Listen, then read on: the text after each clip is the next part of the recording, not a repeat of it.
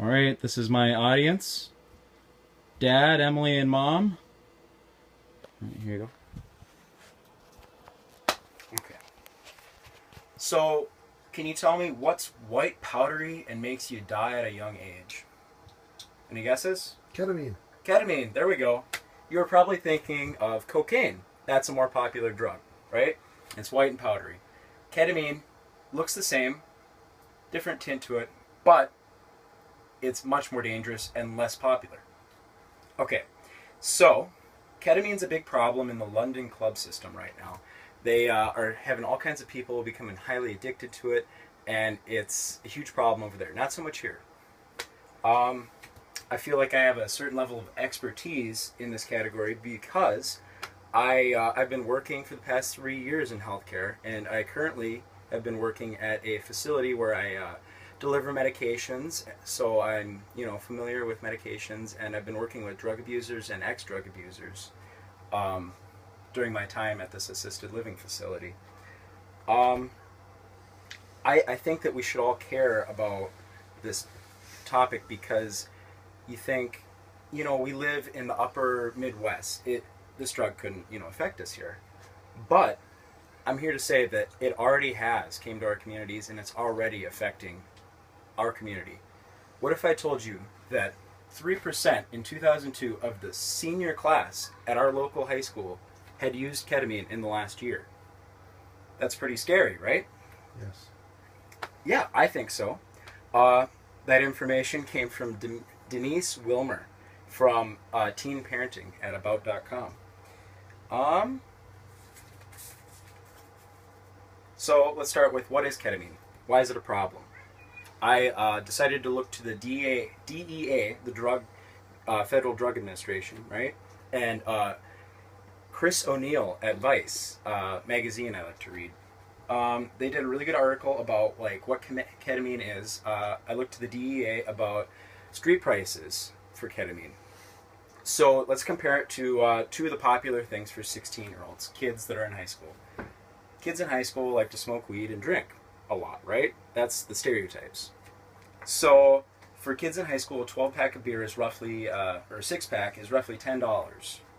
And 12 grams of pot is, 120.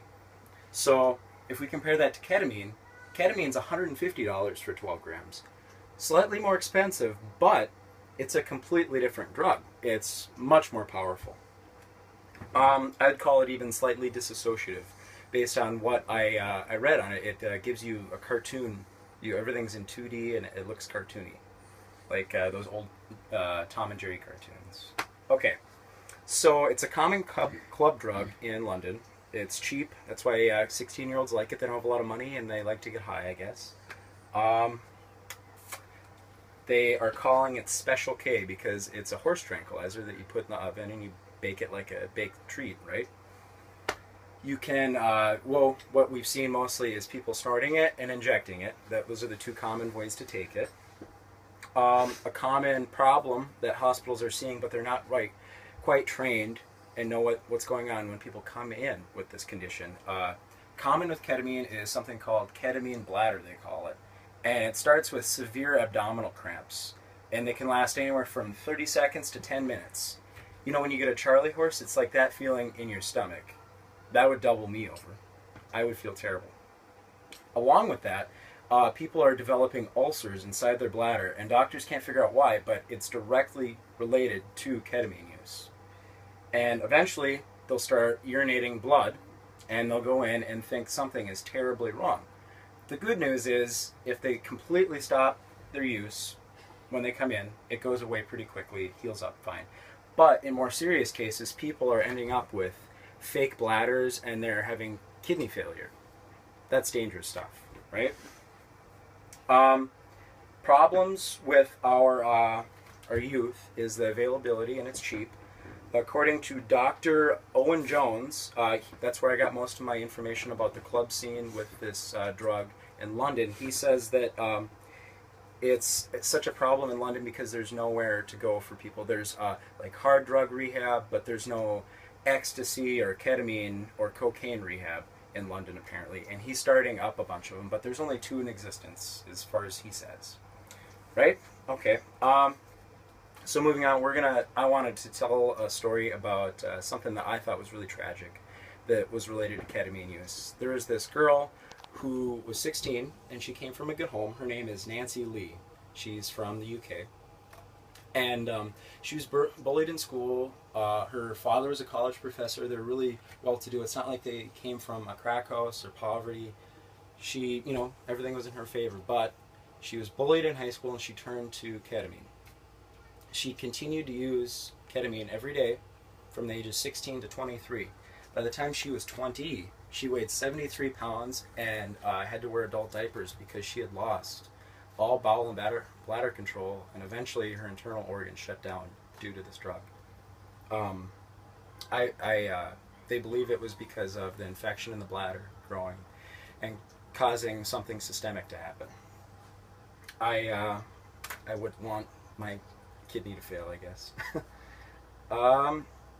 Her dad says that the reason that she never stopped using is because A, ketamine is really highly addictive. It's cheap, available to her because she's, a broke young kid, right? And she liked it a lot because she could escape from reality. That's what her big pull towards it was.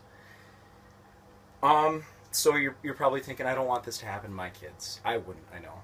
So I'm going to tell you some parenting techniques and signs and symptoms that you can look for so we can prevent this from happening in our communities. So I looked at a WebMD page by Dr. Louise Chang, and she gave about 6 steps on what you need to do to properly parent a teen that's addicted to drugs and what you can look for. So I'm just going to go through each one of the steps, 1, 2, 3, right? The first one is trust your instincts. If you think your teen is on drugs, they're probably on drugs. 2, educate yourself. It's important to know about which drug you think that they're using. 3, don't take it personally when they lie or disobey your trust. It's just part of the cycle to get them back and get them in recovery. 4, if they need it, get them help. That's important. But you have to be able to determine, where they're at. If it's just starting, then, they might not need help, but more often than not, they do. 5, leave room to build trust. So a common example that I saw during the article I read was that parents would often cut their teens off or think that they're always lying, and that is wrong to do. You need to give them room to express themselves and have an open dialogue. That's important. 6, expand your parenting style. You can't be too submissive and you can't be too strict with your kid, especially if they're... Do you have any questions in the back? No? Okay, thanks. So the parenting style, you can't be too strict or too submissive. Okay, you gotta know the signs and symptoms of your kid's drug of choice. You gotta know what he likes to do. Common signs and symptoms of pot and booze are red eyes, tired, lethargic, no money, always asking you for money, stealing things. To go over everything that we just went over, why is it dangerous? You can get a ketamine bladder, it's highly addictive, it's cheap, teens are vulnerable. What we can do about it is to adopt better parenting techniques and to know the signs and symptoms, be smart about it. So, I just have one question, or one statement. We can let this take hold of our kids and our loved ones, or we can make a stand today. Oh. No, don't hit the... Oh, there, I need to show you.